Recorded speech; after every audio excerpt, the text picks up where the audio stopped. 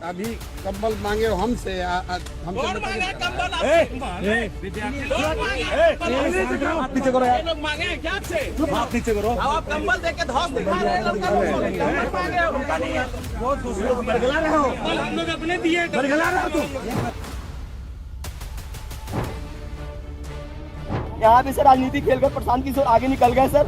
रोटी देने की बात करते करते बिहार के छात्रों से कंबल भी वापस लेने लगे प्रशांत किशोर। कड़कड़ाती ठंड में ऐसा क्या हो गया कि प्रशांत किशोर आंदोलनकारी छात्रों से कंबल वापस मांगने लगे। ये वीडियो आपने देखा है, अब इसके पीछे की कहानी लिबरल टीवी पर मैं बताऊंगा। नमस्कार, मेरा नाम आर मोहन तिवारी है। लगातार आप लिबरल टीवी पर मुझे सुनते हैं, देखते हैं।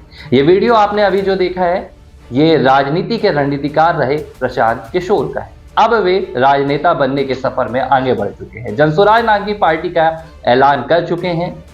बिहार में हुए हाल ही के उपचुनाव में भी उन्होंने चुनाव लड़ा था, कहीं से भी कोई भी उनका उम्मीदवार चुनाव जीतकर नहीं आया। अब प्रशांत किशोर एक बार फिर से सुर्खियों में है। सुर्खियों में क्यों है? क्योंकि प्रशांत किशोर के खिलाफ इल्जाम है, आरोप है कि प्रशांत किशोर बिहार के छात्रों को रोटी देने की बात करते थे, लेकिन रोटी देते देते अब छात्रों से कड़कड़ाती ठंड में कंबल वापस मांगने जैसी छोटी बातों पर उतर आए हैं।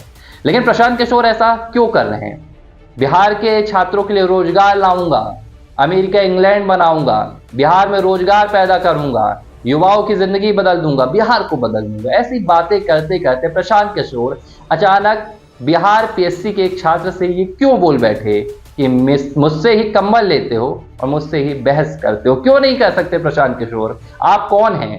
आपसे बहस क्यों नहीं कर सकते? इस लोकतंत्र में संविधान अधिकार देता है कि अपने हक के लिए वे किसी से बहस कर सकते हैं। फिलहाल तो आप एक जनसुराज पार्टी के नेता हैं और आप किस हक से इन छात्रों के ऊपर अपना दबाव जमा रहे थे, ये जवाब तो आपको देना होगा। लेकिन मसला क्या हुआ है, पहले मैं आपको ये बता देता हूं। दरअसल 18 दिसंबर से बिहार पीएससी के छात्र लगातार आंदोलन में बैठे हुए हैं। बिहार पीएससी के छात्र 17वीं पीएससी की परीक्षा को स्थगित करने की मांग कर रहे हैं। इस बीच बीती रात यानी कि 29 तारीख को प्रशांत किशोर भी अचानक गांधी मैदान पहुंच गए। गांधी मैदान में प्रशांत किशोर ने छात्रों के बीच संबोधन किया और कहा कि चलो भाई, अब हम सीएम आवास के लिए जाएंगे। आंदोलन उग्र हुआ और छात्र अचानक सीएम आवास के लिए कूच कर बैठे हैं। अचानक बीच रास्ते में ही पुलिस को बल प्रयोग करना पड़ गया।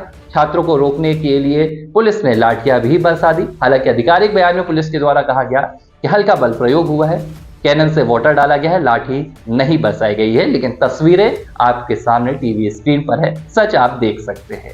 अब प्रशांत किशोर पर क्या इल्जाम है?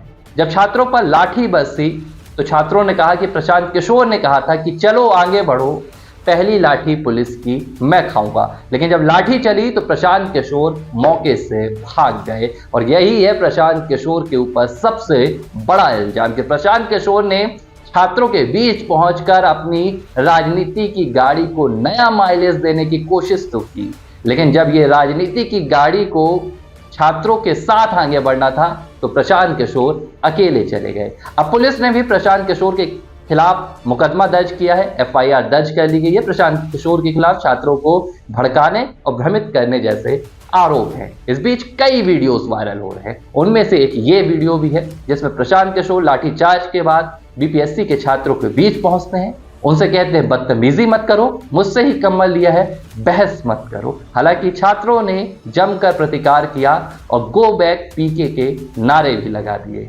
अब लोग कह रहे हैं कि प्रशांत किशोर एक दफ्तर में बैठकर भारतीय राजनीति को नहीं समझा जा सकता है। एक दफ्तर में बैठकर राजनीति के मंच तैयार नहीं किए जा सकते हैं। ये देश की राजनीति है। आपका स्वागत है।